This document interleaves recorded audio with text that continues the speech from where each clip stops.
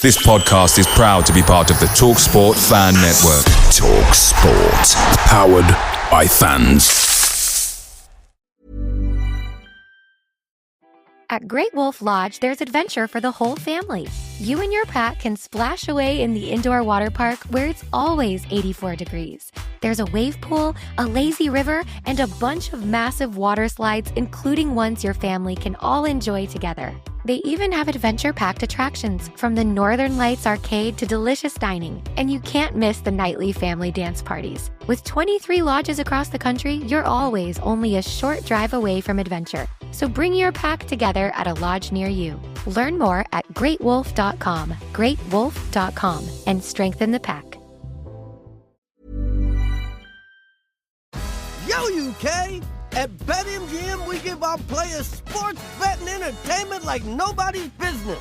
Football, horse racing, darts, boxing, tennis, golf, NFL, NBA. You name it, we got it. Offers? You know it. Bet £10 and get £40 in free bets. BetMGM, it's showtime. New customers only. Exclusions apply. 18 plus. Please gamble responsibly. Good evening, everyone, and welcome to episode 26 of season 14 of the one and only Tilton Talk Show with me, Paul Hipkiss. And tonight, as always, I am joined by Claire Giblin. Good evening. Mr. Fixer Craig Courtney. Good evening, everyone. The Chairman, Alan Watton. Good evening, everybody. Over there, across the pond, is Mr. Mark Meredith. Good evening, all. Mr. Road Mark Adams. Good evening, everyone. And our main presenter, Mr. Chris Browne. Good evening. So another eventful week being a Blue Nose. 2 more games played and 4 points picked up. 2-1 win over Stevenage last Tuesday, followed by a 1-1 draw and probably the most bizarre own goal we've ever scored in our entire history. Claire, give us your thoughts on both games. Obviously, we was all there last Tuesday. I believe you was there on Saturday as well. Yeah, I think so. Stevenage game was quite good. Yeah, especially first half. Yeah, we absolutely bossed it first half. It was nice to see Dow score the penalty. It was nice to see Paik get a goal as well. So congratulate him on his first goal. I mean, it was a very easy game. We took our foot off the pedal. Do you think we could have had some more opportunities? Do you think we do need to test the keeper a little bit more? Yeah. I think that we went for it the first half, and then again, it was just trying to work the ball, trying to create an opportunity. And then obviously they scored quite a good goal actually in the 94th minute. And then Saturday, again, I just think it was another game too far. We were really slow. They wanted it more. It was a typical Kevin Nolan team performance. The pitch was quite small, I found, quite bubbly as well. Wasn't great. Some of our players, I don't think turned up. I don't think Willem turned up at all. I do find Dow's good on the right, but I do think we lack pace when we haven't got Laird there as well. I think you can't have Samsted and Dow playing at the same time. Really missed Laird with the outballs. Obviously, the first goal, they were really high pressing. They've done what other teams have done to us before, where especially on a goal kick, they were marking man to man. And I mean, it was windy. Just boot it forward. Willem was free half the time. Just get it forward. It was unfortunate because, it was a goal that probably, we wouldn't normally concede, but it was coming, to be fair. I had no problem with them scoring because it was coming. They deserved that goal. I found that when we broke their lines and when we broke the high press, we moved it forward, but I think some of our passing wasn't great either. I mean, Clara's cross for Anderson, cracking header, fantastic goal, unstoppable. But again, second half, we picked it up.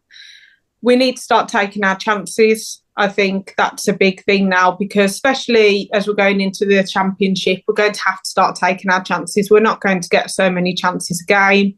We're going to need to start being a bit more clinical. I mean, Jay's went wide, Paik's went wide. I mean, Willem's header, he's 6'5". Please just header the ball, hit the target. And then May again, not a lot of confidence and it's straight at the keeper. But it was a very cold day and it took me half an hour to get out the car park. So it took me longer than some of the away games that we normally do. But I think we all need a break. I think we need a break. I think the fans need a break. I mean, it's been non-stop. Yeah. So I'll take it as a point still away from home. We'll always take that. Obviously, the Wrexham-Wycombe result wasn't brilliant, but at least Wycombe play, I think, tomorrow, or Wrexham play tomorrow against, I think it's Wrexham against Rotherham tomorrow. Wycombe. Yeah. So again, we'll see whereabouts we are. We've still got a massive gap. I just think that we just need to be a bit more clinical, especially against the lower sides. As soon as they get a goal, they sit back in their block and then sit. But fair play, they were quite good defensively, but we just didn't have anything. But 4 points, top of the league, massive gap, international break, have a rest, and then I can't wait for Shrewsbury, because I think we're going to come out there and get revenge on the defeat we had. Yeah, one thing I do find fascinating, and Mark Meredith, I'll come on to you as a coach. I mean, Stano seems to have given up penalties, doesn't he, to Dowell? And he didn't really, he missed one recently against Cambridge, but I say missed, it was well saved. But other than that, he's put every one of them away, hasn't he? So do you find it a bit bizarre that he's just passed the duty over to Dowell, and obviously he'd be getting his numbers up, even more, wouldn't he, if he hadn't done that? Yeah, I think it was a bit of a strange one, because I think he only gave the ball to Dowell on the penalty against what was the first one, the home game? Yeah, Wycombe. Yeah. Gave it to Dowell because of there was a rumour around the goalkeeper playing with him at Exeter. The goalie was giving him some stick, obviously, before the penalty was taken. So I think that was a bit of a smart move from him. Yeah. I think as he's seen Dowell put one in the top corner, it was a little bit difficult then to say, right, I'm having the ball back when you get it in the next game. So I don't think it was actually planned. I think it was just one of those things. And I think Jay would be the first person to step back up if he was asked, or if Dowell did miss one and then they needed somebody else. So, yeah, I wouldn't think it was something that the manager or anybody said, listen, you're not taking him anymore. He's the penalty taker. Yeah. I think he probably left it with him, and it was a little bit of slice of luck for Dowell. But, man, he put both penalties away very cleanly. It reminded me of when Pearce used to take the penalties for us. It was, most of his penalties he took were clean and easy. And two we've had from him have been the same. And again, I don't care who takes them as long as they end in the back of the net. No, absolutely. And I've got this shirt on tonight for a damn good reason, because yesterday brought back so many special memories. And I don't know about you guys, but, it just felt great, didn't it? Seeing one, an English manager win a trophy finally, and two, a club that's not won anything for 70 years. We didn't go that long, but it felt special, didn't it, at that final whistle? It just brought it all back, didn't it, Craig?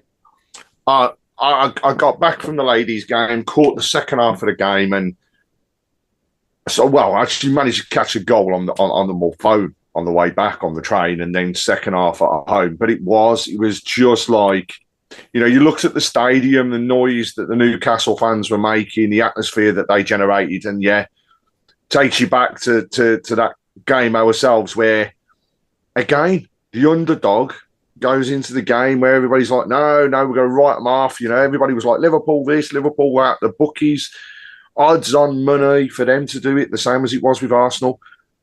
But actually, the team that wanted it the most for me on the day came out and took the result. And how great is it to see,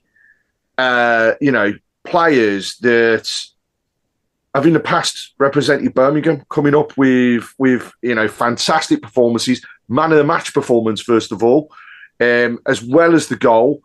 Also, congratulations on the call up to the England squad as well. And this is a guy that we all watched and thought, is he going to be any good?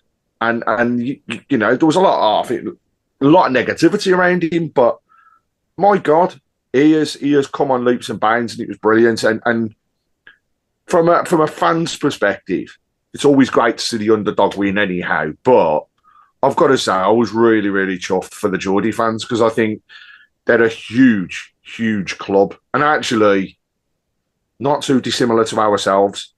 We have a fan base that's equally as passionate.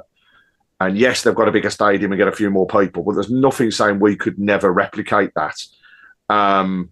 And it was just nice to see them them take it away and have the celebrations like we did back in 2011, and you know, it just was. It was ice, and to see the fans and the players in tears also shows you how much it means to them, because you don't see that from the likes of the Liverpools, the Man U's, the Man Cities that have won it in the past few seasons.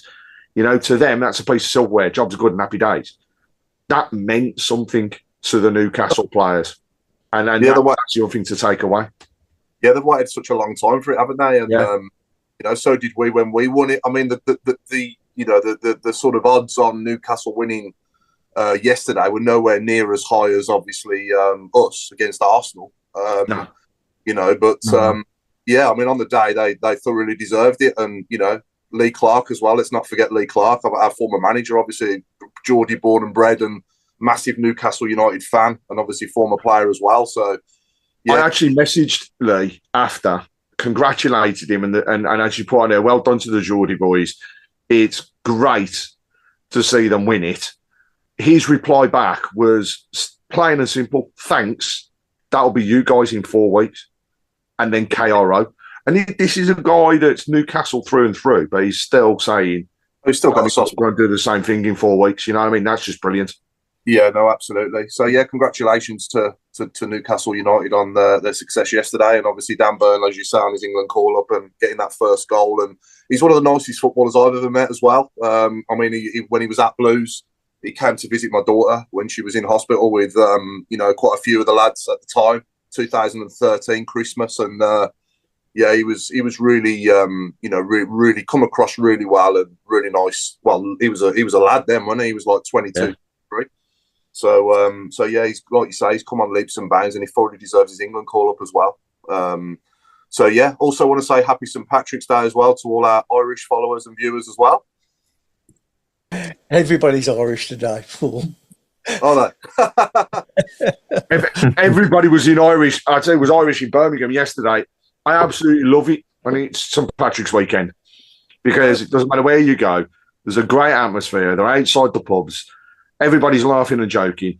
And, you know, it's the one time of year where you can go out, people get absolutely wasted, but you never see any hassle. And I think that's just brilliant. I'm almost jealous, Craig, because we don't do anything. We don't do it. I agree. George's Day. We need to celebrate St. George's Day and make a bigger fuss of it than what we do. They do quite a good one in Solihull, don't they? Yeah. Solihull parade. They do the parade, but I think that whole gathering of getting people together and celebrating is just immense, and it is just one complete party. I mean, the Digbeth, every pub in Digbeth was rammed. They were out in the streets, singing and dancing. Marquees out in the streets to serve you beer. I mean, you don't get that for St. George's Day. Why not? You know, we should be doing exactly the same thing. I totally agree, Paul. Yeah, 100%. So, but yeah. So, Alan, your thoughts on the 2 games, mate? Obviously, Stevenage at home. I take it. Did you come up for that, or was you watching it from? I watched it at home. Yeah, so I was well pleased with that.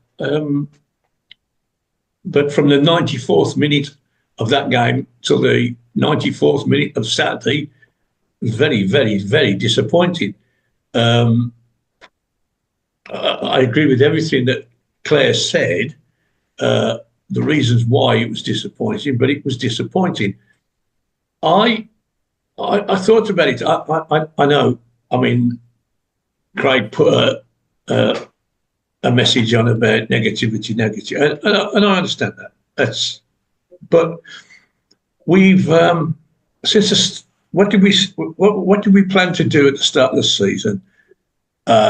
Is win the league, full stop, and then we got the cups mixed in with it, and we did, particularly obviously the cup winning the final 2. We got there with the second team, and so we're now expecting to break the record. Now, the way we're playing at the moment, we ain't going to do that, and that's disappointing. You know, I know I'm being greedy, but we've done everything that we really expected to do. Okay, we might lose the final. We might not win another game before the end of the season.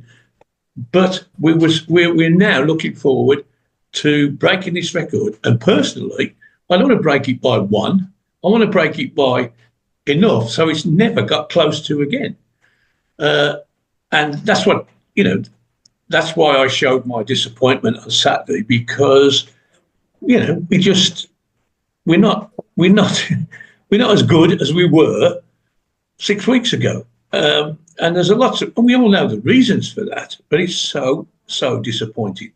Is it that we're not as good out? Or is it that teams actually have started coming at us and that they've got more to fight for? Because we're playing the teams. We've played the teams at the top and we've beaten them, and we've beaten them well. We're playing the teams at the bottom who they're doing an us. This is what we've had to do for seasons before this one, where we've been scrapping for our lives and having to go up, not 1 level or 2 levels, but sometimes 3 levels. And I just think they're doing the same. They're just nullifying what we need to do. And yes, I'm not condoning Saturday. I think it was a poor performance across the board. There wasn't one player for me that stood out as being absolutely fantastic. It was a great finish for the goal. But apart from that, we had opportunities which we didn't put away. And I just think that that's what we're going to see now over the next few games. I don't think it'll be any different. Exactly. And you're absolutely right. That's what we're going to see for the next, certainly we've got 6 away games, right? And every one of those is going to be like Saturday. And we've got to overcome that. Now, we will. Well, you probably don't remember this, but the month or a couple of weeks before the 95 final, we went to Peterborough, right? Barry Fry was still our manager then, not Peterborough's. Peterborough prepared the most awful pitch you ever seen. They never cut it. They just marked it out. They never rolled it. They never put any water on it. It was like a cobbled street. And we finished up drawing the game 1-1. And that's what we got. That's what we got on Saturday. We got a windy game. Pitch was awful, and they stopped us playing. We wiped the floor. I was watching the girls on Sunday rather, and I looked at the pitch and I thought, this is like a billiard table. The girls played wonderful football, and Southampton didn't do too bad. But we've only got four games on that pitch. The rest of the time, we're going to be playing on rubble because every team won't let us play. I remember going to Villa Park to see and play Barcelona. They did exactly the same. The pitch was a disgrace, right? And they were playing Barcelona with Johan Cruyff in. And you know what the Barcelona players did? They passed the ball 6 inches off the deck all the game. They didn't let it. Now that's the sort of adaptation we've got to do. We couldn't pass the parcel on Saturday. I'm not going to lie. We couldn't pass at all. No, I think they're just ready for this break now. Let's have a good rest of. I agree with that as well. Yeah. And as Claire said, I'm ready for the break. I'm tired of getting either going to Birmingham or Saturday I didn't get out of bed until the game had finished, to be brutally honest. So I wasn't under any pressure. But I was so, goodness me. And thankfully, Sunday's matches, the Old Firm game and the League Cup final was so wonderful. It sort of lifted my spirits that, the game could be played properly on proper surfaces with proper people playing the game. And again, the underdogs won twice. Wonderful. But Saturday, what else did I watched Peterborough before our game come on. Oh, dear me. That was shocking. And their pitch was a rubble. Yeah. I fancy us to win 6 out the next 10. I think we can do that. And then I think we'll pick up a couple of more points here and there as well away from home. I think we'll win all our home games that we got left. And then obviously, like you say, the 6 away games. But, there's 30 points to play for. So, let's use that now as motivation for the rest of the season to beat Wolves' record. And hopefully Reading, was it Reading as well in the Championship, was it? Reading owned the record, 106 points. 106. That's the overall record that if we we should beat the Wolves one, and we should beat the Reading one. Yeah. However, I'd still look at it this way, there's 30 points to play for, but every team's going to come at us hell for leather. And the worst time for us when we've been promoted. Because we can't afford to take the foot off the pedal. We've got to continue. They couldn't score Saturday, could they? We had to do it for them. Yeah. You know what I mean? And coming back onto that, I mean, it got me thinking of, me, I like my stats and all my questions, and I can't think of any other own goals we've ever scored. Can anyone think of it? Not the most great topic of conversation, but can anyone think of an own goal we've ever scored before? Yeah, Ricky Otto on his debut. Oh, yeah. Best header you'll ever see going into the Tilton. I think Bellick scored one last year, didn't he? Yeah. Oh, yeah. Yeah, he did. Preston, wasn't it? Yeah. You forget, don't you? Do you remember Alex Ferguson getting very upset because people were giving his team a hard time and they weren't bothering whoever they were playing? And he moaned about it. So you'd think the world would come to an end when they're playing us. But, when they play whoever it was, Newcastle was up there at the time, wasn't it? They don't put the same effort in. Well, that's what we've got now, isn't it? Why don't Northamptons, what was their motivation? I know they're down the bottom, but they're 12 points away from the bottom of relegation, and come on, give us a game. Everybody, they won't, will they? They won't. Everybody's motivation in this division is to beat us, isn't it? Yeah. Or not lose to us. Yeah. It's like an FA Cup game to them, isn't it? Really, it's like an FA Cup game. What do you think, Rob? Are we going to beat 3 points? Sorry, Paul. What was that? Sorry. Do you think we're going to do it? Beat 103 points? I think we will. I mean, like you say, I think we'll win all the home games. I know we keep going on about we're going to smash someone, but I'm not convinced that'll happen now. No, because things are really heating up. But if we win, if we get to that barrier, scraping all the games 2-1, 1-0, that'll do. I mean, ultimately, the main thing is having that silver, trophy at the end of the season for winning the league. That's the motivation, and I think that's obviously we're going to get it. Quick word about Wembley though. I just can't wait now to go there myself after seeing that yesterday. That just really whet the appetite. I know it sounds corny, but yeah, I just can't wait now. I think Stevenage last week was more or less like a training game at times. It was like a friendly almost. It was like a first round of the League Cup. It was weird. It's frustrating though because if we do raise our bar, we can score 2 or 3 goals, but we just seem to just about do enough. Do you think that's a tactic, Robe? Do you think that he goes when you get 2-0 up? I don't know. Do it because it seems to be every game, doesn't it? It's almost like we're conserving energy for some reason instead of just going all out, battering someone. I mean, going back to Saturday, I think that was the poorest display of the season. To be fair, do you think it was absolutely awful? Shrewsbury away was worse than that. It was definitely worse than that. I'm not gonna lie. Sorry, second worst than. We did score 2 goals against Shrewsbury. We know we're going to score 2 goals against Northampton. It was played till now. Shrewsbury was horrendous. Yeah, we couldn't do anything. No. But to be honest, that was on the cards. The sort of goal we conceded. I mean, we've been doing it the last few weeks. Well, many weeks. Just passing around like that. It's just sheer heart attack football, isn't it? They're just an irritating team, Northampton, aren't they? I mean, we've gifted them a goal at home. We passed the ball bloody to them to score at home after Sanderson the bounce, and then we scored 4 them on their own ground as well. I mean, what else do we want to do? Make a cake and deliver it to them? They've turned into a right bogey team, haven't they? Yeah, we just seem to gift them, don't we? Every time we play them. Well, we were their cup final because they had their highest attendance since 1987 against us, apparently. There you go. Yeah, how much was it? 7,000 or something? Yeah, about between 7,000 and 8,000, and then it was like, well done for the attendance. This is the most since 1987. We were like, what? I can't even count that far. It was a record for the ground, wasn't it? Because that ground hasn't been open No. And we might as well count the people on the hill as well, because there was about 30, that 40 was people on the hill. funny. So funny. Proper old school. To see, old school. And I wanted it to rain just so that I could then start seeing people slide down the hill as well, because you knew that at some point that would come if it happened. It would have snowed. It was that cold if it rained. It was that cold. It was unbelievable.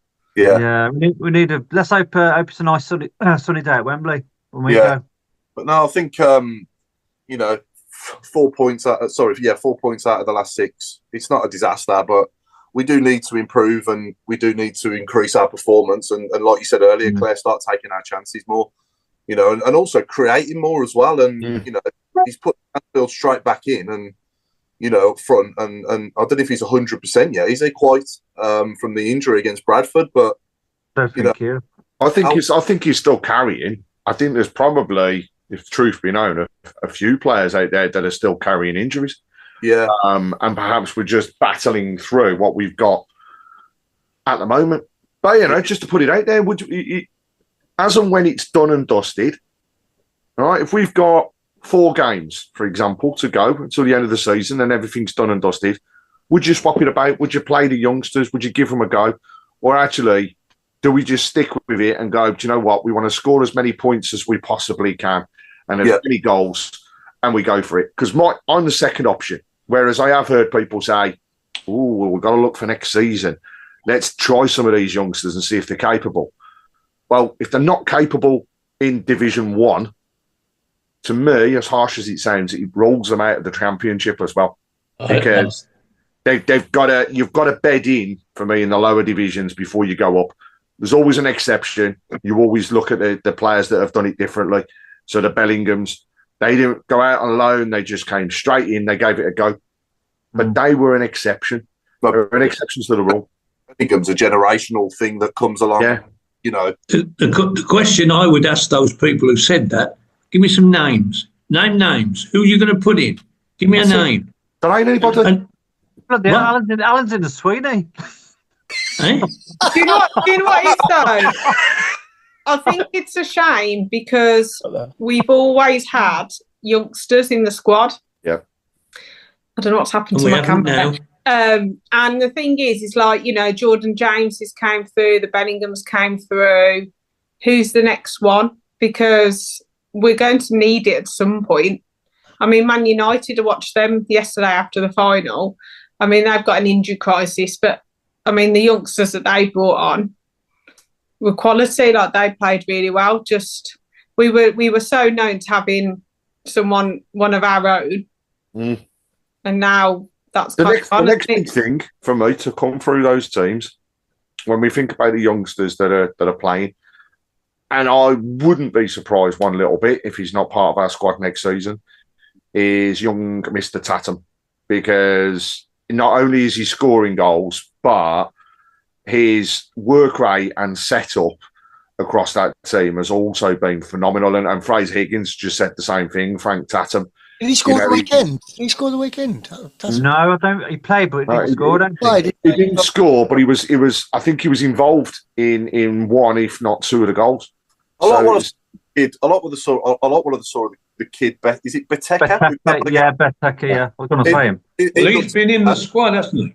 Yeah, he came in the squad. Yeah. Well, okay, there it is. We've got 2 names now. Now, I wouldn't argue about giving them place in the squad, certainly. But there isn't, we can't put 5 in because there ain't 5. There ain't 5. The team they're playing in is not very successful. So we've got Ramel Donovan as well at Brentford on loan, and he's going to come back, isn't he? I would have thought. Would you give Mayo? Would you give Mayo? Yes, I'd add the goalkeeper. Yeah. I think he's a good goalkeeper. His problem is he's 5'10". That's they can't do anything about that. He's got to be a very, very, very good goalkeeper to make it at the top level, being that height. Now, not every goalkeeper in the world is 6 foot plenty, but he's a youngster who's 5'10", not a 28-year-old who's got 150 games behind him. And he's 5'10". Mark Meredith, when you was at the club, obviously I know it was Premier League days back end, wasn't it? And the start of obviously Chris Hughton, etc., and all that. But we did have a few academy players in the squad, didn't we, back then? But it's going to get harder and harder, though, isn't it? The better and better we get, and the more we spend, it's going to get harder for any academy products to get in, isn't it? Yeah, that's the problem. It's down now, and most clubs now buy people in.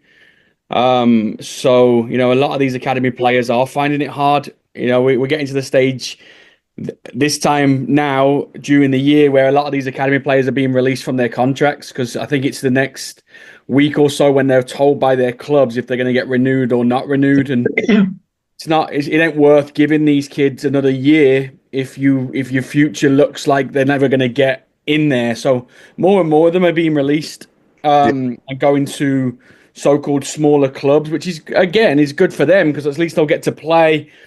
But we were in desperate need of them last year, weren't we? At times, and it just shows how we've changed as a club, that we don't have to call upon any of them now. And I don't think, I agree with all of you. I don't think there's one of them there that you would call upon in front of anybody that we have in the squad right now.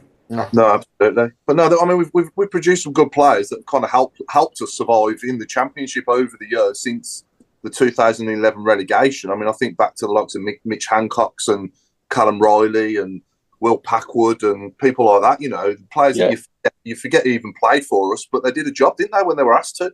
Oh, it's scary to think how much, we're one of the better academies when you look into it. Back when I was there, the likes of, Jack Butland, who's doing fantastic now at Rangers, Jordan Much, that you don't hear much about anymore.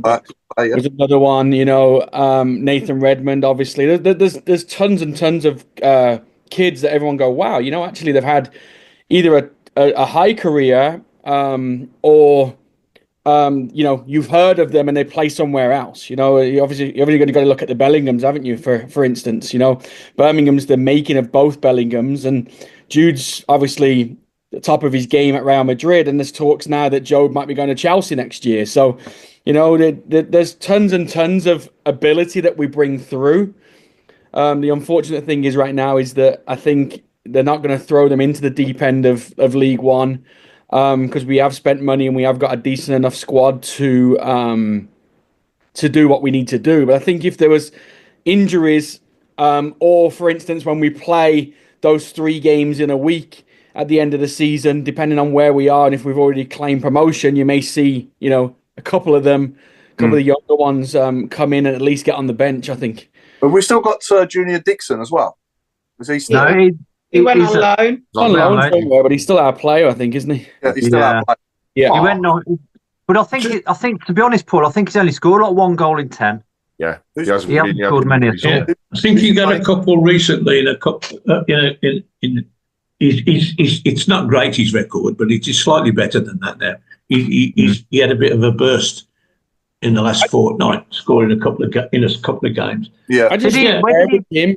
I think with him, like you look at the Rooney era, for instance, and I get that Rooney wasn't any good for us at all.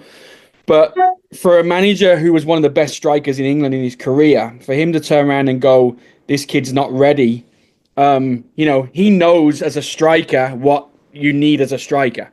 And you can't trust Rooney for many things that he did with Blues, but I think you can certainly trust that take on who's good enough to play in that position. It's mad to say that Jordan James probably played his best football for us, didn't he, as the 10 under Rooney? Purple patch, didn't he? Mm-hmm.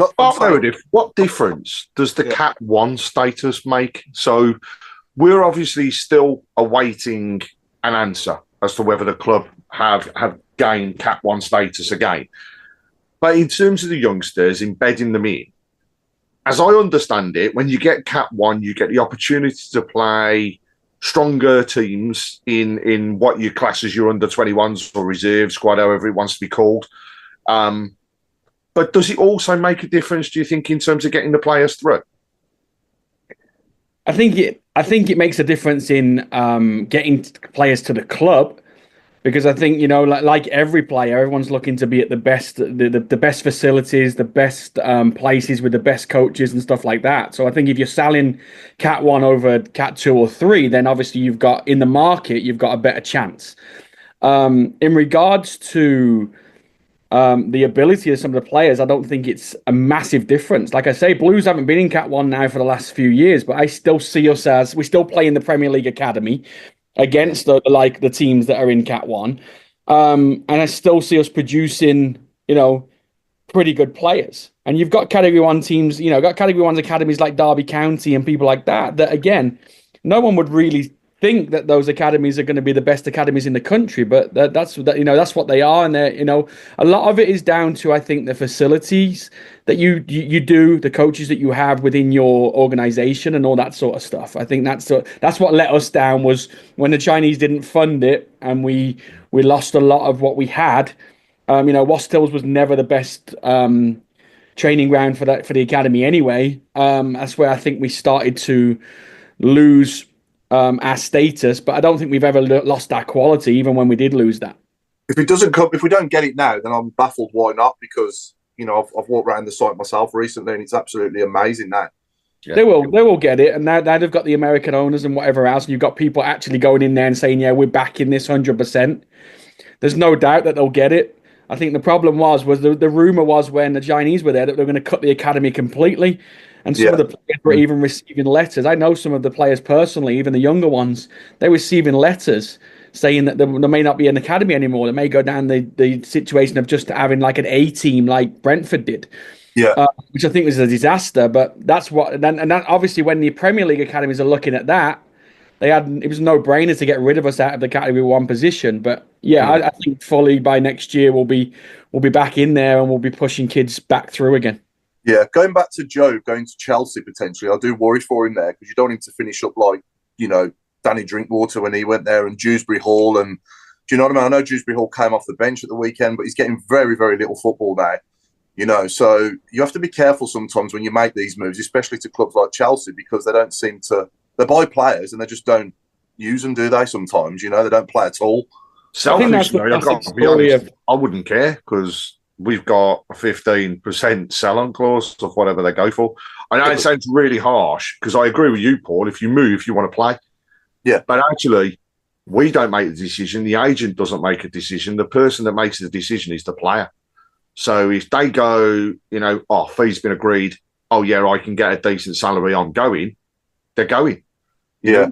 It's really... I know what you're saying. You want him to go, and if he's going to move on, he's got to go to a team where he can actually be guaranteed some football and actually get himself out there in the Premier League. The Crystal Palaces, for example, that were linked with him in January, you'd have thought that actually that may have been a good move for him. That makes more sense. Yeah. So, but selfishly, let him go wherever he wants to go. But one thing I do know, his parents will look after him the same as they did with Jude. Because that's what they're about. They want to see their sons progress. They don't want to see them going for a big play and just sitting there. I think it's a classic story of putting him back. He'd probably be a type of player that will go for, X amount of £1 million. And then he'll end up going back to Sunderland, or at least going back to the Championship for 12 months to continue his development. Because, Chelsea want to be his parent club. They want to give him the best they can within the training environment and stuff like that, and training again with the players that they have. I don't see him getting in the first team straight away, and I think it's a prime example of, go and train with the 21s like Raval's doing with Brentford, but you're also going to go and play, back with Sunderland in the Championship all year round, or somebody else. Yeah. It would be nice, though, Mark, to see, as a Blues fan, obviously, to see Job and Jude representing England in midfield in like 3 or 4 years. But saying that, though, Jordan Henderson will probably get called up when he's like 39. Let's not talk about that England squad. Oh my God, what was that? What is that all about? What's all that about? Yeah, I think it's for experience. Experience of what, though? Well, he's been there, done that. Serial winner. Serial winner. I don't know. He's won loads of stuff at Liverpool, didn't he? Did it? Oh, okay, he's won the Champions League. He's won the Premier League once. He's won the Champions. Yeah, but I just think that he's got the experience. Or else, I get. Like, obviously, I was shocked when I saw his name. Maybe he's playing all right for Ajax. I don't know, but I just think he might have done it for experience, because we haven't got a lot of experience in that area. Yeah, really. I mean, Jude Bellingham has won the Champions League. He's only 22. He's won the Spanish League. Jude, that's it. Yeah, I don't know, Like man. Foden. Is Foden in there? Yeah. How's he in there? Because he hasn't played well, has he? Well, maybe he's experienced. Again, he's a serial. Maybe, that's what I mean. So Yeah. I think... I don't know. Do we need Jordan Henderson really in that squad? No, not really. But I'm just saying it might be. I think the problem is you have to pick too many players. If I'm honest with you, yeah, I think you're given a thing of picking 23 players or whatever it is, and you don't. There's not 23 players you want to pick. You pick 18, then you're going to pick probably the 18 informed players. Do you need 4 goalkeepers? No, that's the thing. You just don't need that. They're forced to do it, unfortunately. The thing is, we brought Tuchel in now on this 18-month contract, and he's not going to really think of the future, is he? He's going to think of the here and now and what he's got to do to win a World Cup in 18 months. So is Jordan Henderson really going to be in that squad when he's 36? We all hope. It's worrying if he was. Do you know what though? I want a squad that's going to get us there. I couldn't care less what they do when they've got it. When they get there, they can go and win it. Doesn't matter who's picked. But they need to get us there first. I think the Blues got to get us out of the group, Craig, to qualify. Yeah. But is that not again an opportunity and one of the reasons why he may have actually done it? Is he giving it that opportunity to get these players through, get us out the group and get us out as quick as possible? Because that's what he's going to want to do. He wants to guarantee it as quick as possible. Yeah. And then afterwards, then perhaps we start bedding these youngsters in and giving them an opportunity. But look at the under-21 squad. Tell me who from the under-21 squad you pick now straight away to go into your England full squad. Right, Browne, Watton. Yeah. Watton. 2. I mean, Gibbs White I would have, but now he's thankfully back in. Is Elliot Anderson in the under-21s as well? No? Is he not? No. McAtee's a bloke I like. Yeah, he's a good player, and Hudson-Odoi as well on current form as well. Let's say that under-21 squad right now for this, they're playing at the Albion this weekend. Playing the Albion, in Portugal, yeah. That's an exciting squad right there of players. Absolutely. The talent in there. I don't think Stansfield gets a nod over half of those strikers he's got. I hope he gets a little bit of game time, but he's got a really, really, really good squad throughout. Liam Delap as well. I mean, he was unlucky not to get a call up. I think he probably needs to. Conor Gallagher missed out as well, didn't he? Conor Gallagher was scoring against Real Madrid last week. Yeah, I know. Don't get a look. Yeah, moving on. Anyway, this is not an England show, is it? But any comments, Chris, or questions from the on the shout boxes? There's loads on YouTube. Thor's first touch is crap, and he struggles to recover. Second, the responsive touches almost bumbles his play. That's from the Englishman Blue Nose. I think Thor, he seems to have frozen since he's come back in. We need to thaw him out. Don't know, yeah. We need to get back the play we had at the start of the season because it's definitely there. I mean, the play at the start of the season, I thought, had Premier League potential, never mind Championship. We're saying historically, Thor progressed out from central midfield into the 6-yard line. I watched Iceland with him in play somebody, and they were awful.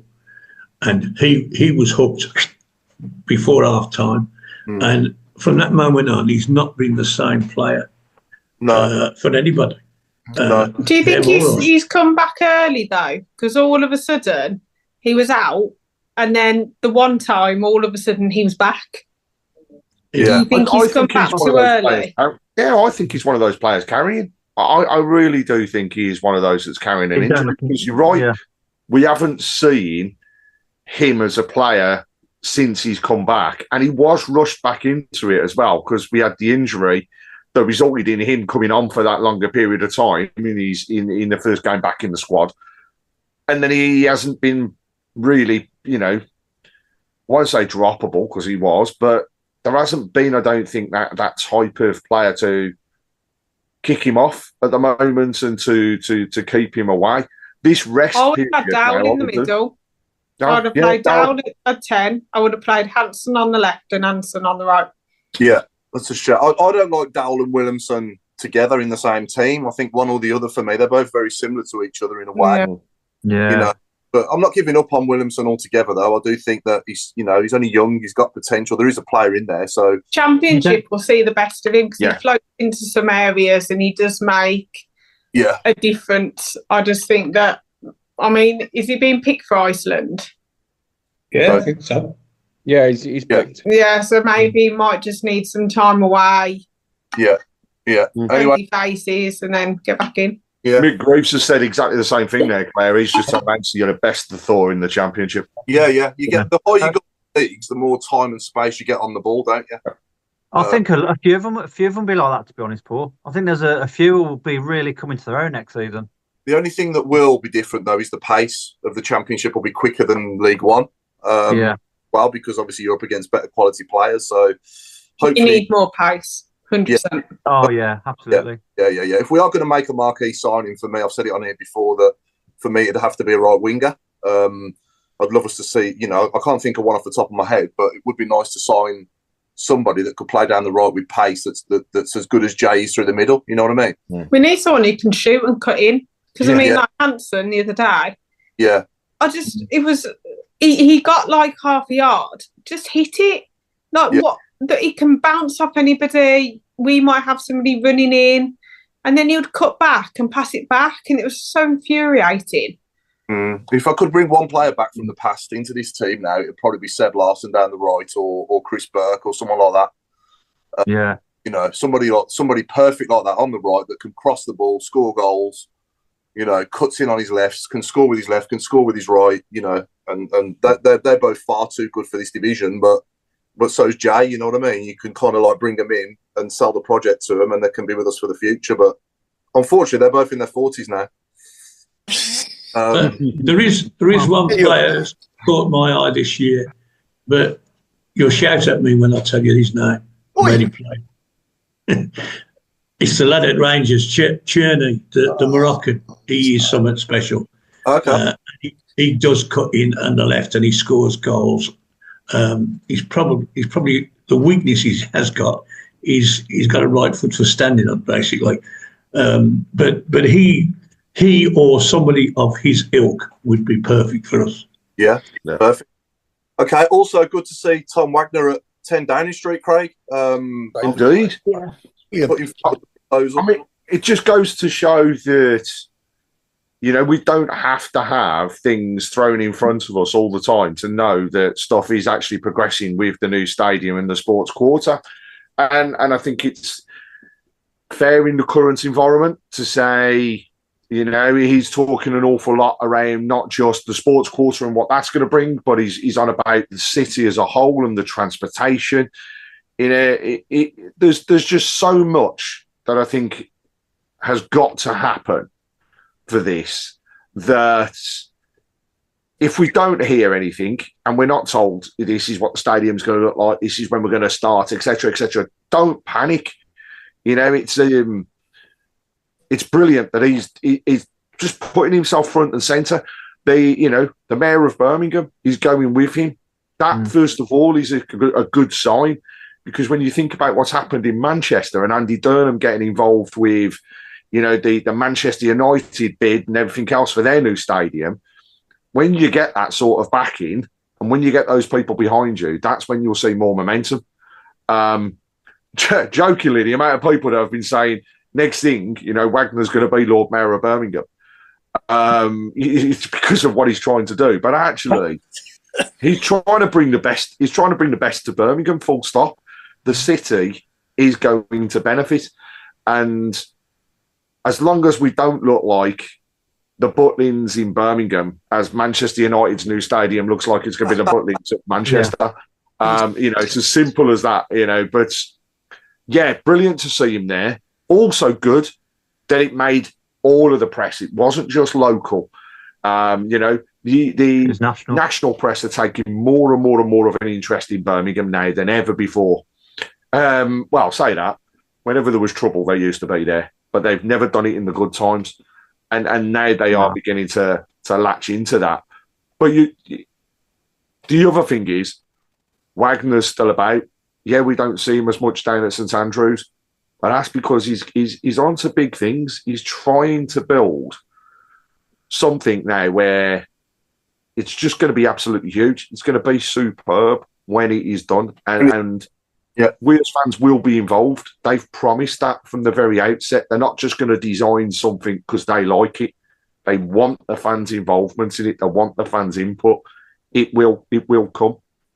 Mm-hmm. Shall we address the elephant in the room now?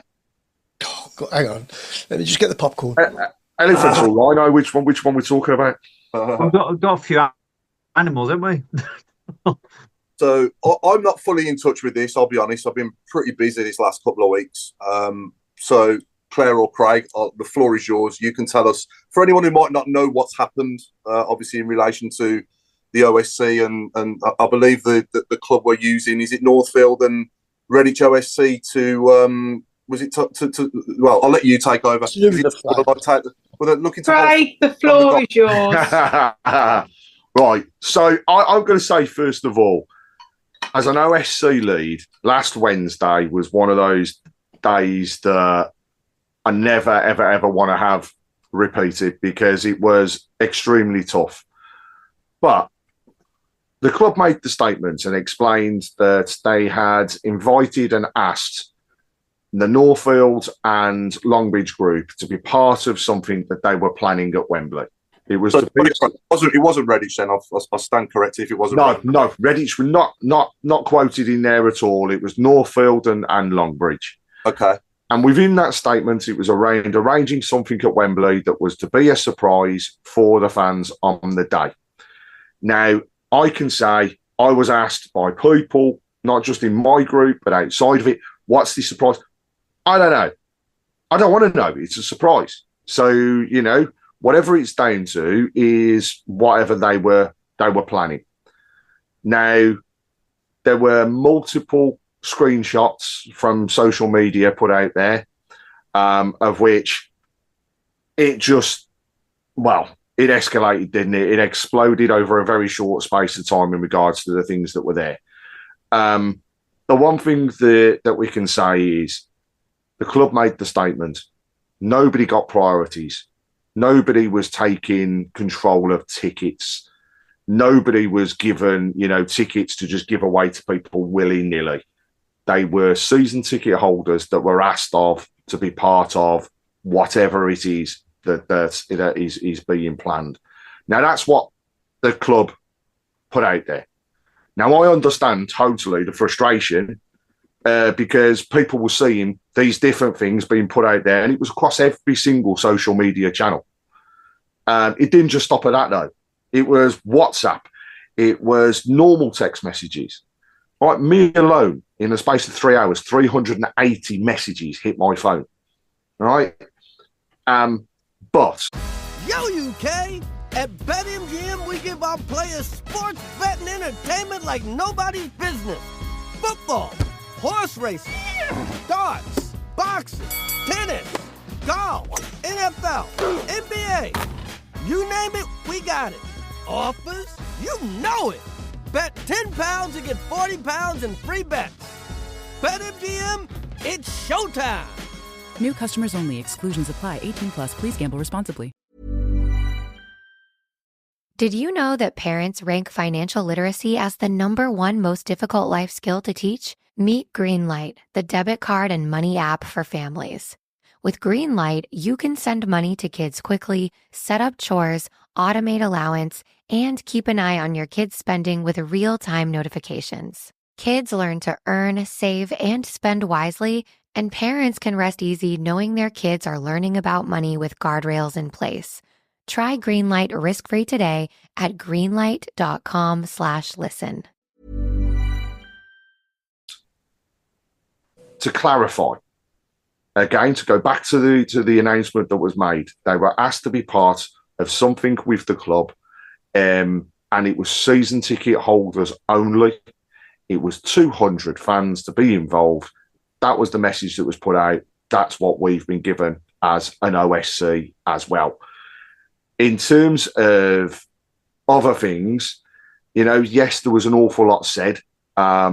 Too much speculation, too much rumour, too much, in terms of people speculating all these different things that supposedly the OSC are getting, right? I can honestly say I know absolutely nothing. And I'm on camera here, I'm being recorded, I'm out there for everybody, but I know nothing. And that's the way it continues to be. But two questions from me. Is the OSC a good idea? First question, number one. And number two, do any other clubs do it? I've never heard of it before. Lots of other clubs do it. Arsenal do it. Man United do it. A lot of the big clubs do it. Yeah. Now, I went for a meeting on Thursday for the men's match day experience. It was the elephant in the room. It was the thing we spoke about for at least half an hour, 45 minutes. There was obviously, all I've heard is there was things to do with the flag that we all knew about. But the thing is, £1,000 for a flag wasn't going to cut it. There are going to be things going on in Wembley, inside and outside, that they're keeping quiet from us because they know what our group are like, and they know that we like to put it all over social media and tell you all. But I don't know anything else. They never really said much. But I do think wording of things needs to be very clear. I think that's what caused a lot of the issues. Yeah. I know from like Craig, for example, Solihull didn't have a clue. Like generally people asking me to investigate and I was like, I don't even know what you're talking about. So, but there's loads of stuff going on. All I know is that if you are in a priority, you are guaranteed a ticket. There's 6,000 tickets for the Lincoln thing. And I can't wait to hear the end of this Lincoln. Honestly, I hope they don't go up anytime soon because I don't want to hear about Lincoln again. Don't think you got any worries there. Yeah, not honestly. But I just think that, yeah, I do think it's, what's the word? I do think it's made a bit of a divide in the fan base. But I do think that more people need to come out and explain what's going on. Obviously, I mean, Craig, you knew as much as I did because it just kind of went all over. But if you are guaranteed a ticket, if you are in a priority, that's what we got told. We've got loads left. Then there should be enough for general sale. So that's all I'm going to say on the matter. And Paul, to come back on one of your other questions there, you know, about the OSCs and are they a good idea? So they launched just over 12 months ago for the vast majority. Now, when you think about what's happened a lot over the past 12 months, so the first thing is the work in the community. So there's absolutely shed loads of stuff across all of the groups that's taken place in terms of bringing the community together. One of the biggest things was prior to that first game of the season where we got together as OSC groups and we did the big clean-up around St Andrews. Now, there was fans from all over, all groups involved with that. To get the people coming out on the streets and thanking us was just absolutely amazing and brought the club together with the people that live immediately in the vicinity. But there's also the fundraising work for the community that's taken place. So thousands, not just thousands, but tens of thousands of pounds being raised through the sleep out at Christmas. Yeah. That was then matched by Nighthead as part of it. Now, that was part of the groups coming together. So Solihull, as an whole, I can say now, raised over £5,000 for that. And that's just purely for the foundation and that area. But there's also different things gone on as well that's happened throughout. So mental health clinics were set up and arranged working with the foundation. And they were part of what was set up as part of the OSC groups and encouraged to do it. We've had people, both OSC and non-OSC, going down to the ladies' games, being involved with being part of the crowd down there, getting involved with all the stuff that happens pre-games, helping to support with like the posters being handed out and encouraging families and everybody down to the ground. We've had better communication than ever before between the fans and the club. So after every single game, every OSC group is asked for feedback and those things are acted upon. So some examples. Claire raised on our last show about the state of the ladies' toilets and the way things were within the Tilton. Things have been worked on. That had already been raised about the COP. They were worked on. They were acted upon.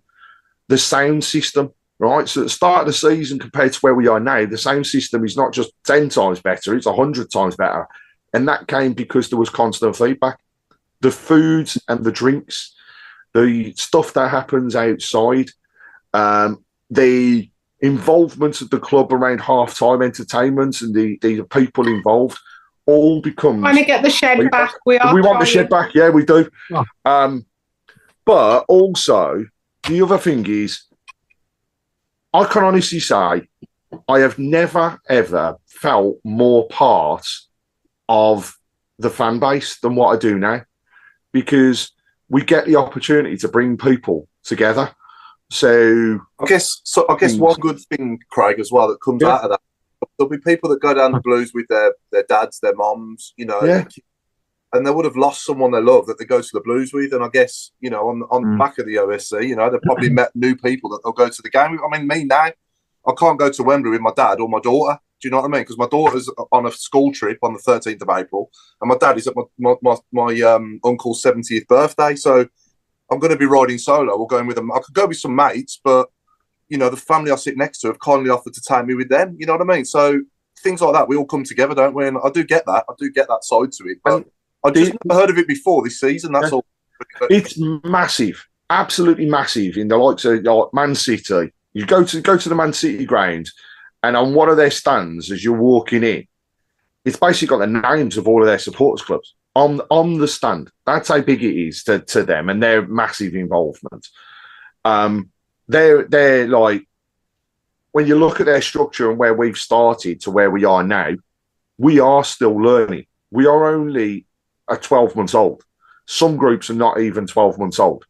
Yeah. What's been done during that period of time is huge. And, you know, the final thing I'd say, we talk about bringing people together. So once a month, groups have meetings, and they have meetings at various points. They might just be in a local pub, but that local pub may be full of blue noses that have never once got together and actually started just having a chat, but now they do. And it's a couple of hours out where they can just sit down and have a natter. I'm doing it. You know, I've been all over Solihull, Acox Green and Shirley, bringing people together. And on Wednesday, my group, because we got over 400 members now, actually has the pleasure of having Craig Gardner and Jeremy Dale join us to talk to us about what's going on at the club, what the future holds, and also for fans just to have a chat. And then the last things, we've done things like bleed kits. You know, we've funded bleed kits, saving people's lives.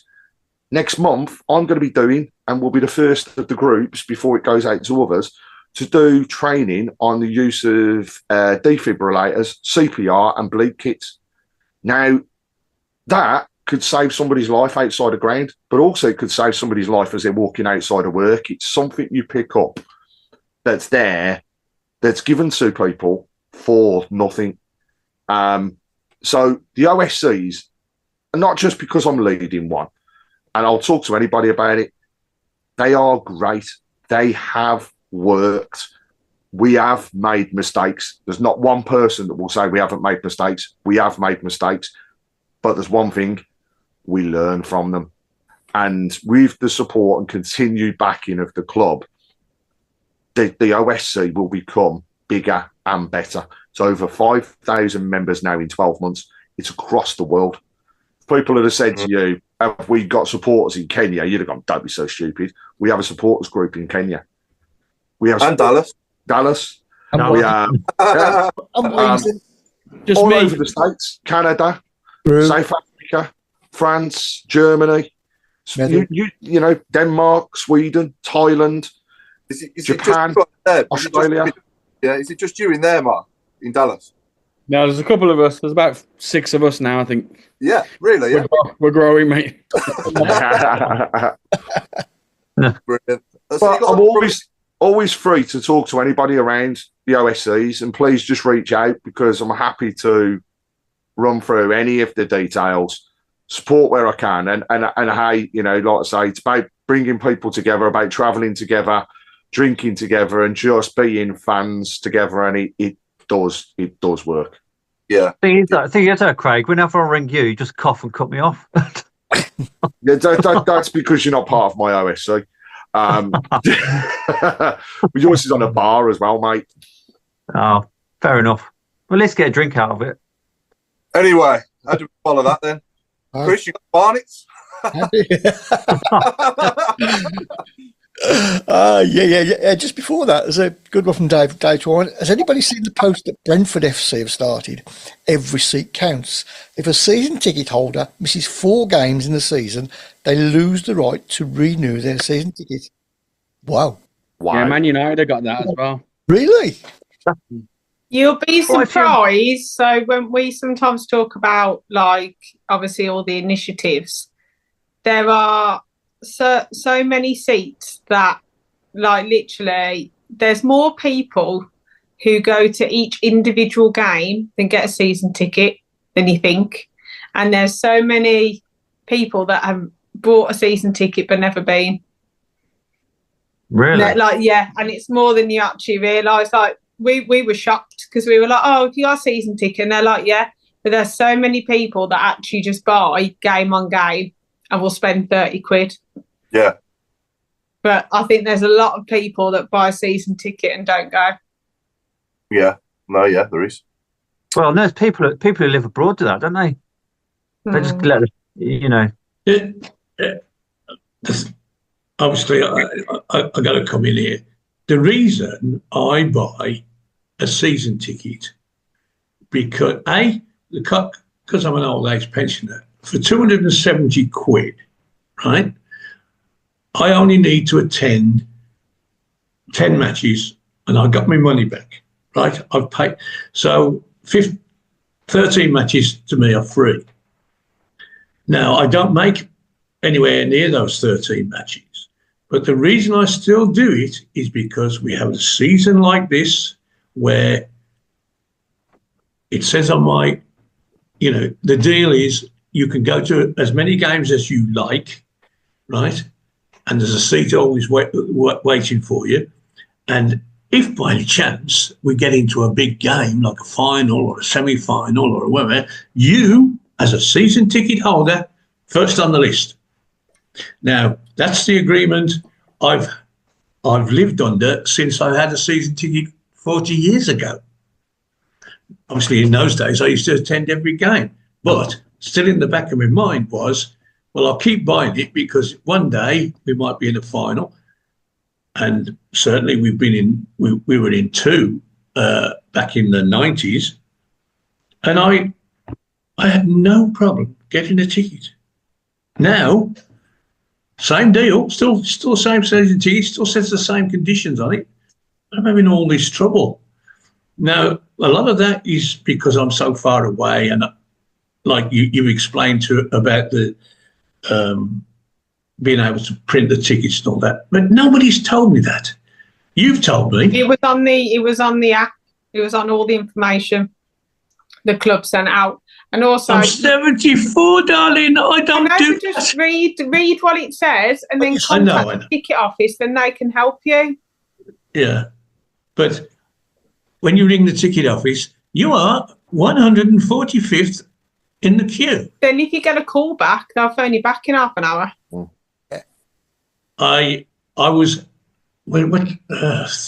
Tuesday afternoon last week. I was number 3. I phoned at 2:00 in the afternoon. You're number 3.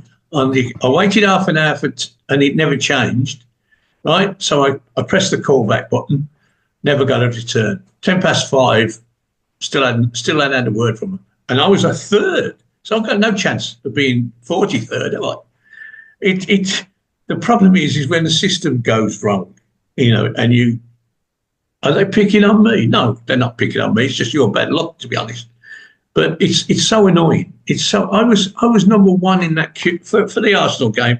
I walked up to a round of applause because I was the first one to buy me a ticket. My brother was number 90 quid it cost me, and I sat there. She showed me a thing. Where would you like to sit, sir? I would like to sit there. That was my mate this time. Terry did it. Well done, Terry, for being number 1 in the queue. Oh, here we go then. Right, and okay. Oh, did I put it on? Yeah, I did. Yeah. Okay, give us a second, and we'll get it lined up. The last one. It should be. There we go. Okay, then.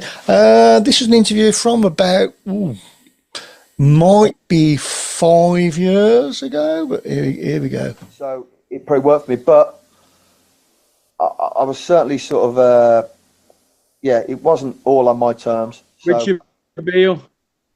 Oh, get stuffed.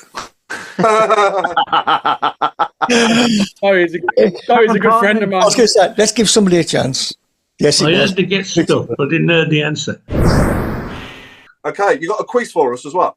Oh, are you sure? No.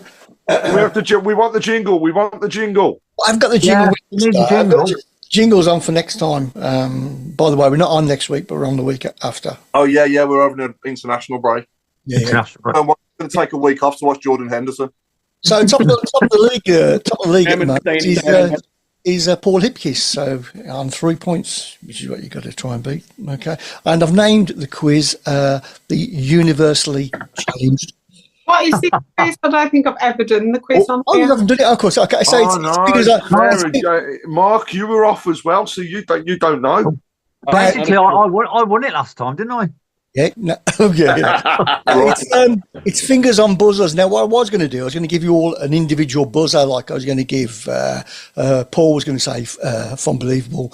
Claire was going to say "It's me, mum." And Mark was going to say, "I've got no friends," but I haven't got time to do that now. So. Here we go. Question 1 of 6. Fingers on buzzers. Hold on, you didn't explain it. You just went, this is Answer the question, Claire. Answer the question. Answer the question first. I haven't got a buzzer. I was the winner last time. But What's the buzzer? Do we just shout? Just shout. Shout the answer. Our names. Apart from, but Robe, you shout Robe. Robe. Okay, yeah, that'd be better. Okay. You don't know who it is. Mark. Robe. Oh, sorry.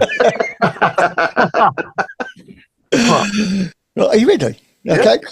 According to Gola, what colour shirt has the highest win rate for games in England? Oh, red. Red. Who said it first? I said it first. Claire said red first. I know I said red. I think Claire did say it first. So Claire's that. I'll go with red. Okay. I think that's favouritism. I'm going to turn my headphones up. I don't think it's blue, is it? No, it was red. It was red, yeah. Who was the right back who won a gold winners medal at the UEFA Women's Euro 2022? Lucy Bronze. Well done. Didn't say his name, Chris. Didn't say his name.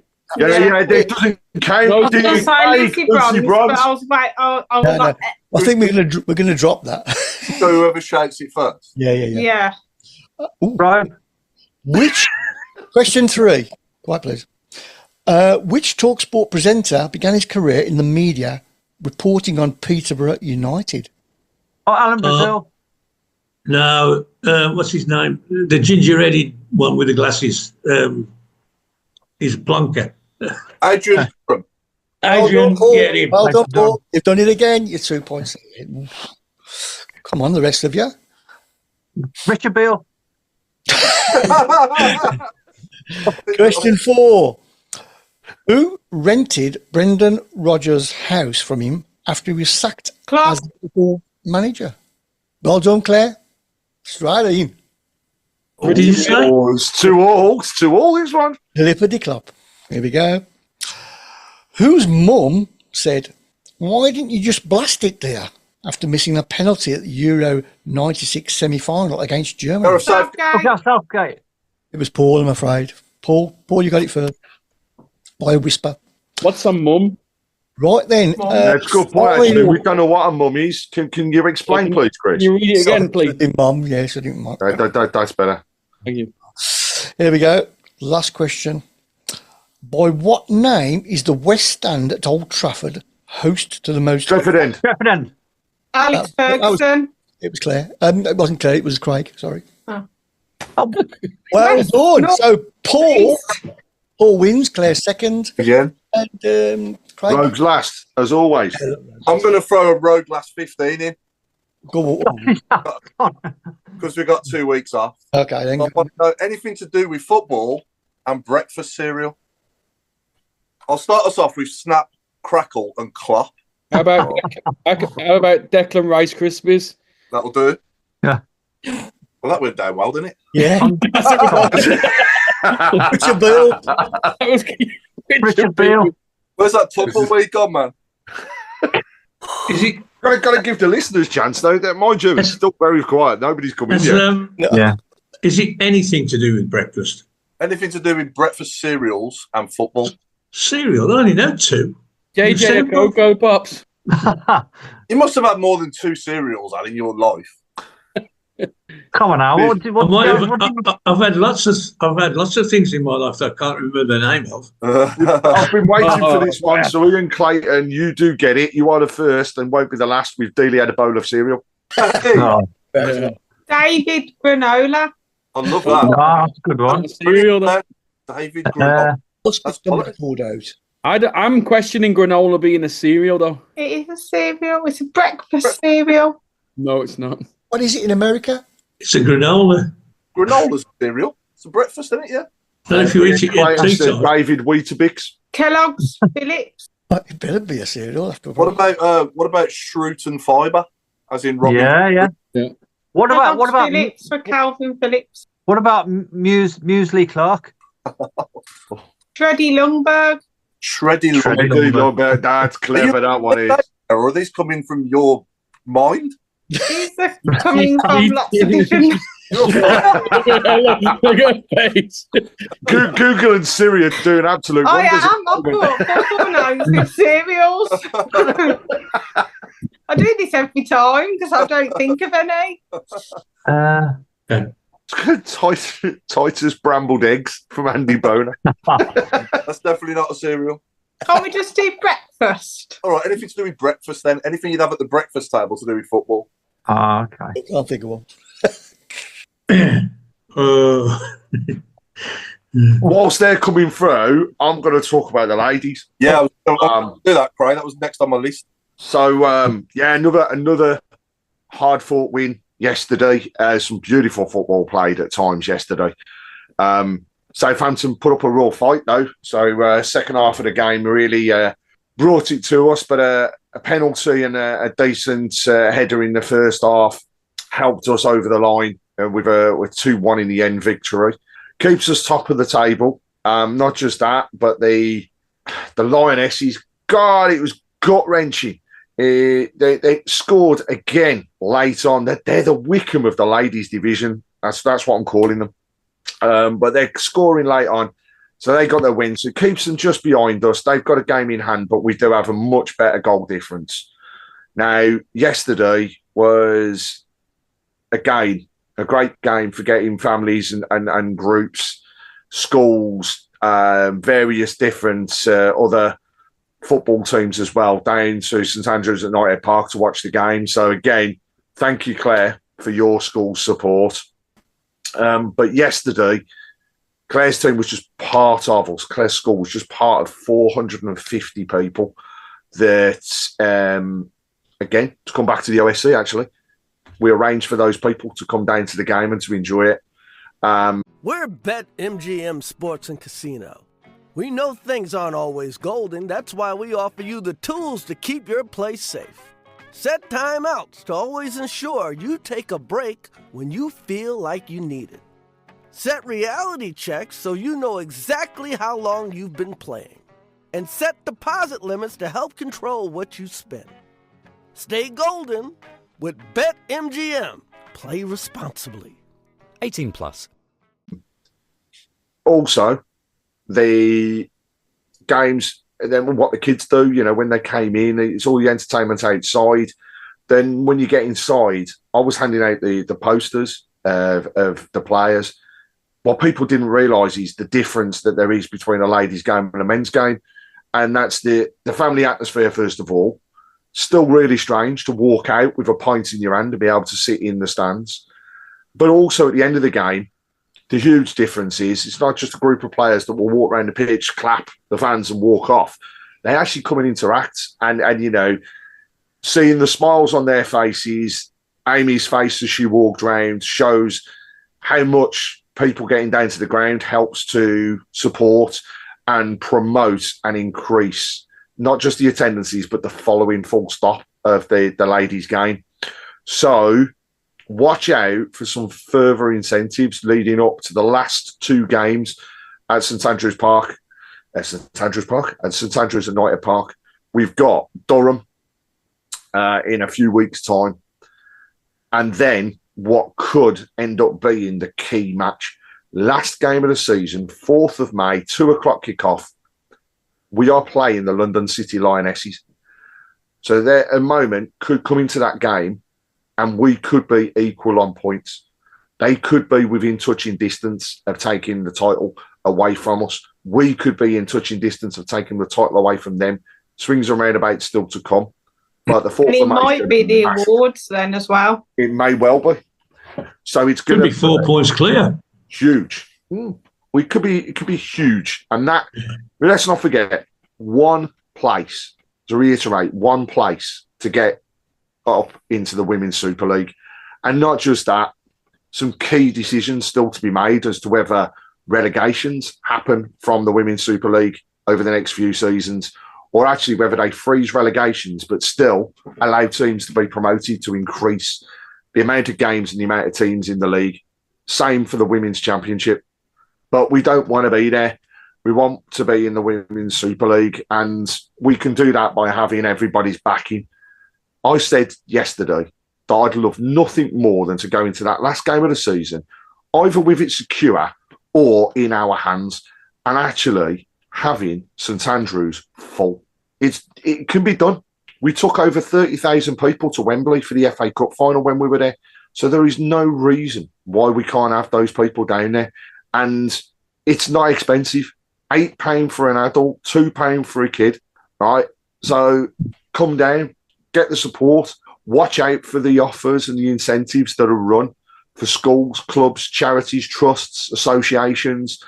Get involved where you can, reach out and ask us, and we'll do as much as we possibly can to support everybody down there. But it's going to be tight, but it's going to be good. And I want to be there at the end of the season celebrating a double of promotions, because what a way then to go into next season. Birmingham City ladies in the top tier, playing the likes of the Manchester Uniteds, the Arsenals, the Chelseas. It could be, if it still continues, them down the road being relegated. So, why couldn't we? Let's get up there, but please come and support us. Watch out for more stuff. And a plea, Facebook page, BCFC Women's OSC. Give us a follow. Have a look at all the sterling stuff that Stacey is doing as the lead of the group. It has over doubled in size since she took over just over 4 weeks ago now. And you'll see the flags and everything at games and the support that we give throughout. So give us a follow if you're on Facebook. If you're not on Facebook, you're on X, you'll still find us there. Again, BCFC Women's OSC. Watch out for Stephen Gill's pre-match write-ups and post-match reviews. They're absolutely superb. They're honest and open. It's what you'd expect from a fan. Yeah, and you know what? At times, I read them and I'm thinking, my God, I wouldn't put that down in writing. But it's true. And I think you should be publishing it. Yeah, there are times where I do question that. No, it's good. I've got to say it now. Sorry, before it goes, man. I've been dying to say this all the way through that, Craig. Leg on toast. Can I just? I enjoyed the football I saw for the women yesterday, and what I was so pleased to see. And listen to this carefully, Claire. We've got a giant in goal. This American girl, she is something else. I know she is. I've seen her play before. She's big and she looks like a goalkeeper. She's a winner, isn't she? Absolutely. World Cup. World Cup winner. Or AD, as she asked us all to call her yesterday. World Cup winner. They won the World Cup. Yeah. And I tell you what, stuck out a mile. And she was brilliant. Brilliant before the game and after the game. Fantastic with the fans. right? You know, they were all coming up. Can we have an autograph? Can we have a photograph? It wasn't the normal, yeah, give me your phone. It was, come on, I'll teach you how to do it. And it was typical American coming into the English game and showing us how actually social media and that side of things out in the States is massive. We're still learning. But my God, she got people involved and was just a pleasure to meet. Liv got to meet her, got a photograph with her and everything else, and she had a chat with absolutely everybody. And yeah, it's just superb. You know, who would have thought that we could then say we've had a World Cup winner in the men's team and a World Cup winner in the ladies' team representing Birmingham City. That's brilliant. Yeah, it's good to see an American coming to Birmingham, but I don't know about when we're going to America. What do you reckon, Mark Meredith? Well, he's I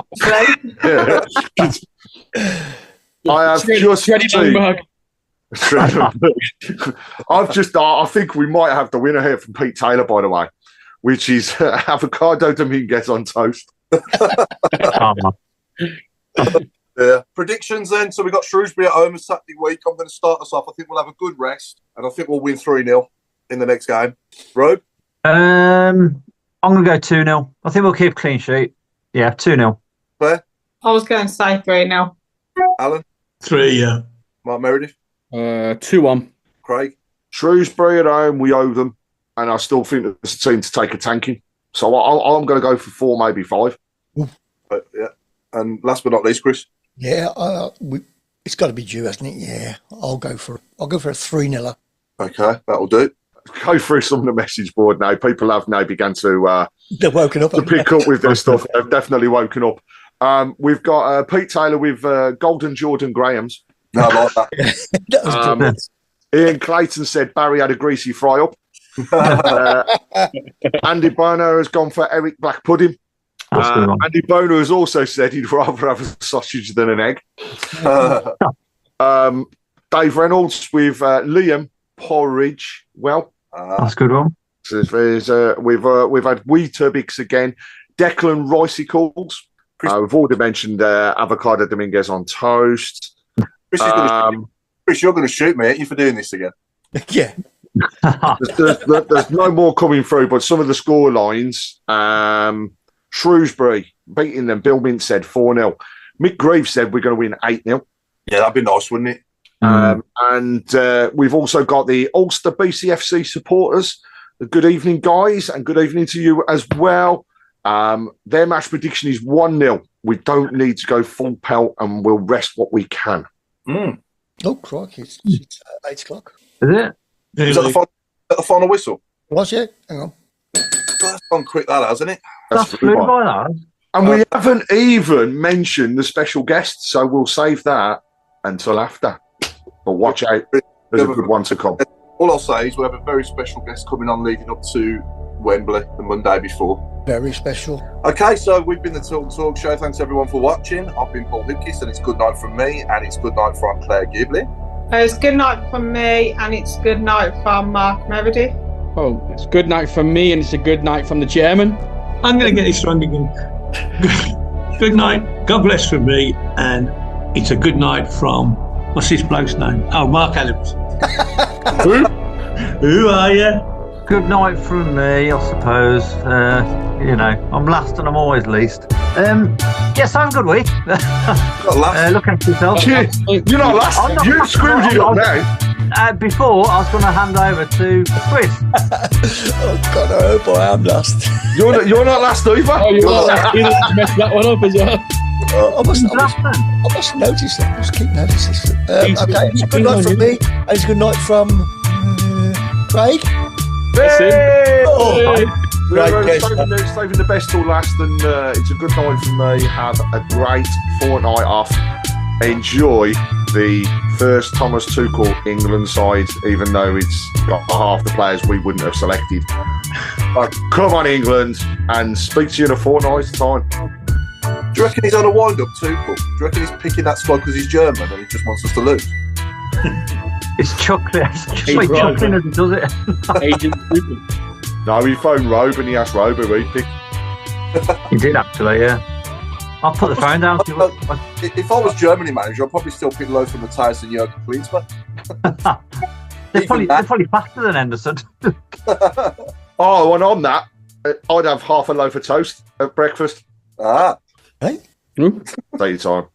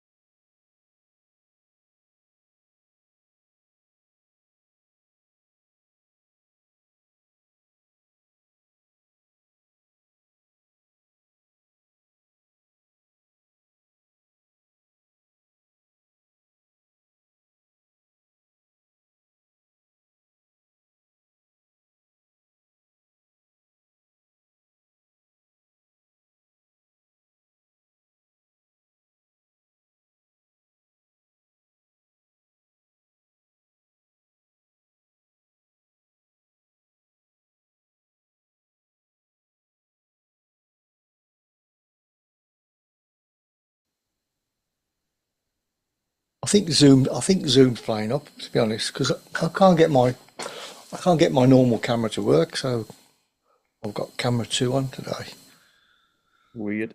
Which makes me not look as handsome. So Yeah. Different Zoom. it's too crisp. Yeah. I'm not happy about that.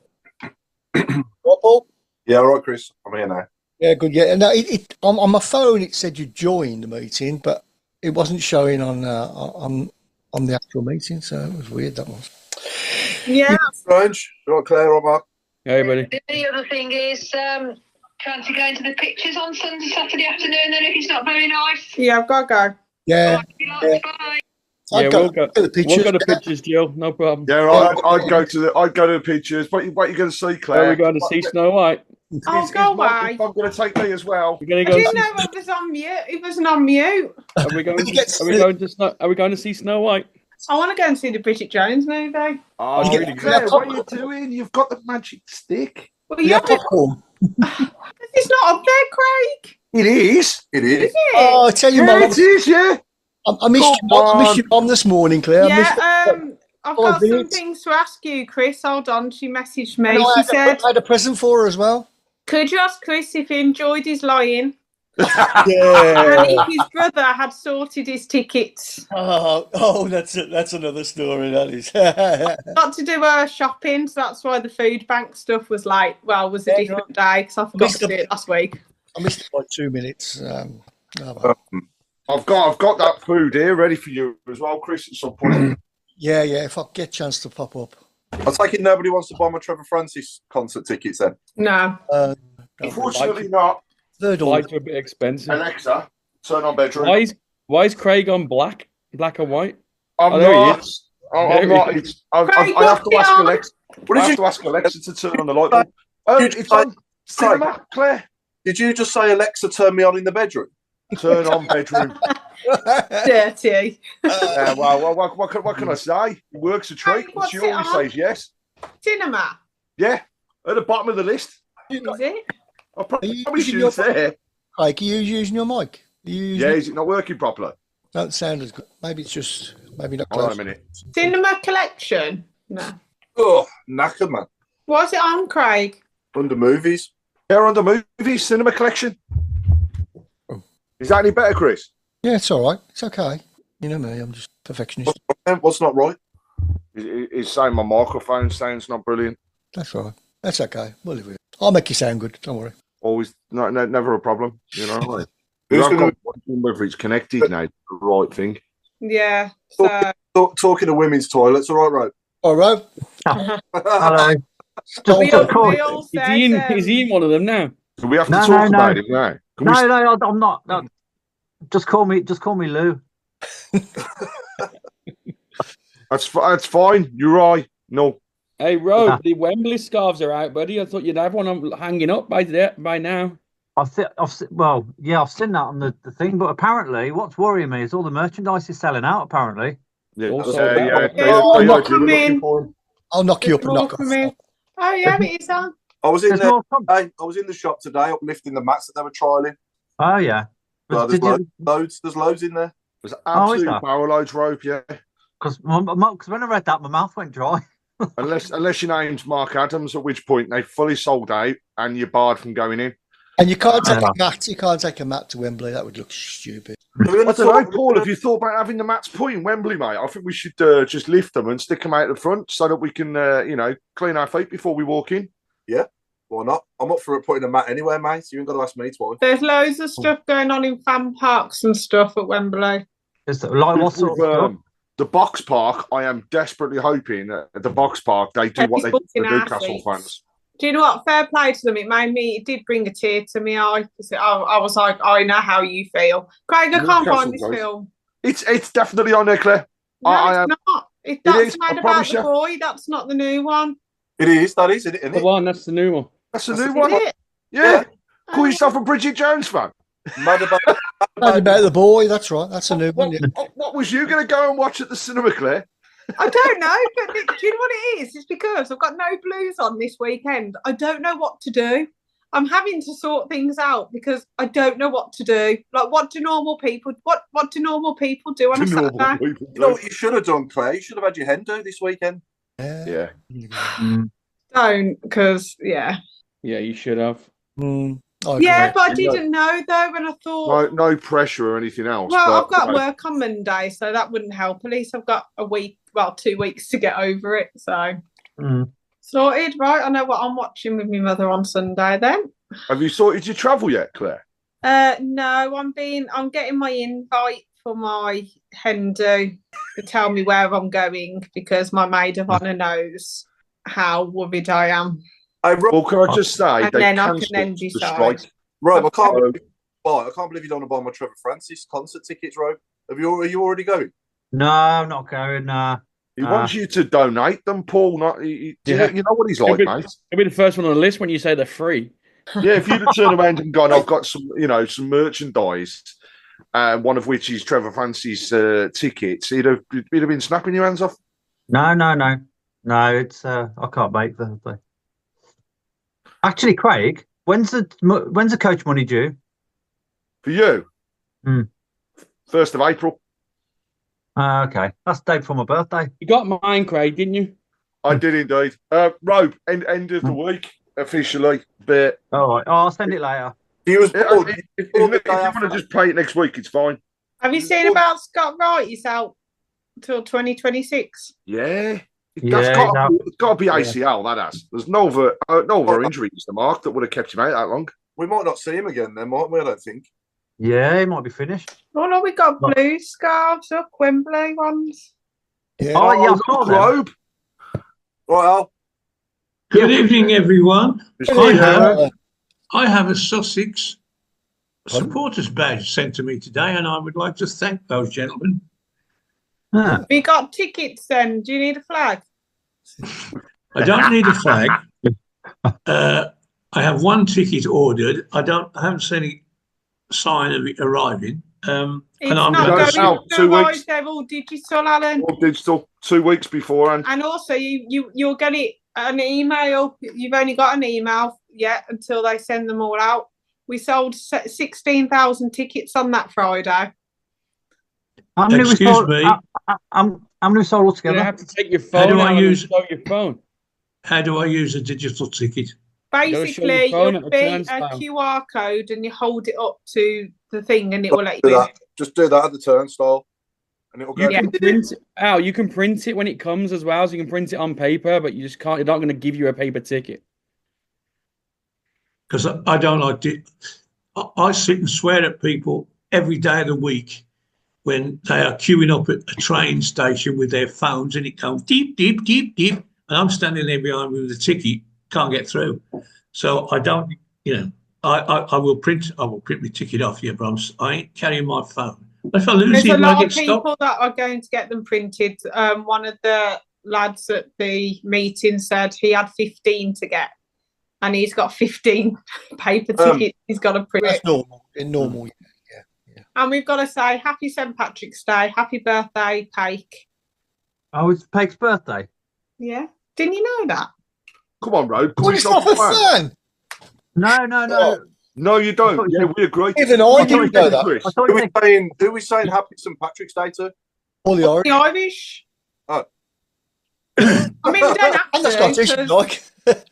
Celtic. Can I be excused that, please? I mean, I don't mind. You don't have to say it, but I'm just saying it is St Patrick's Day. Bother me, I'll say it. Monday, April the 7th. That memento scarf, Rob? No, it's just a normal one. Do you see it? I haven't got any mementos yet, to be fair. I need to get a move on. You're on coach number 5, by the way, Rob. Right. You need to get one of these. Yeah, I do. It's sold out, to be fair. Have they? Oh, I'll knock one up for you. Maybe we should have a special Tilton Talk mug. Oh, we've got one. Right, Mark. It's Mark. Hello. What's the pose behind you, Rob? What's your shirt doing tonight? Is it like a hands up? He's like forget about it. You know, it's one of them. That's a regular pose in commentary. It's shrugging. Yeah. Going back to Rob when the police came. Like, what can you do? I know nothing. Yo, UK! At BetMGM, we give our players sports betting entertainment like nobody's business. Football, horse racing, darts, boxing, tennis, golf, NFL, NBA. You name it, we got it. Offers? You know it. Bet £10 and get £40 in free bets. BetMGM, it's showtime. New customers only. Exclusions apply. 18 plus. Please gamble responsibly. To make switching to the new Boost Mobile risk-free, we're offering a 30-day money-back guarantee. So why wouldn't you switch from Verizon or T-Mobile? Because you have nothing to lose. Boost Mobile is offering a 30-day money-back guarantee. No, I asked why wouldn't you switch from Verizon or T-Mobile? Oh. Wouldn't. Because you love wasting money as a way to punish yourself because your mother never showed you enough love as a child? Whoa. Easy there. Yeah. Applies to online activations. Requires port in and auto pay. Customers activating in stores may be charged non-refundable activation fees.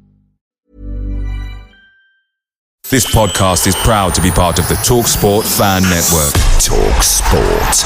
Powered by fans.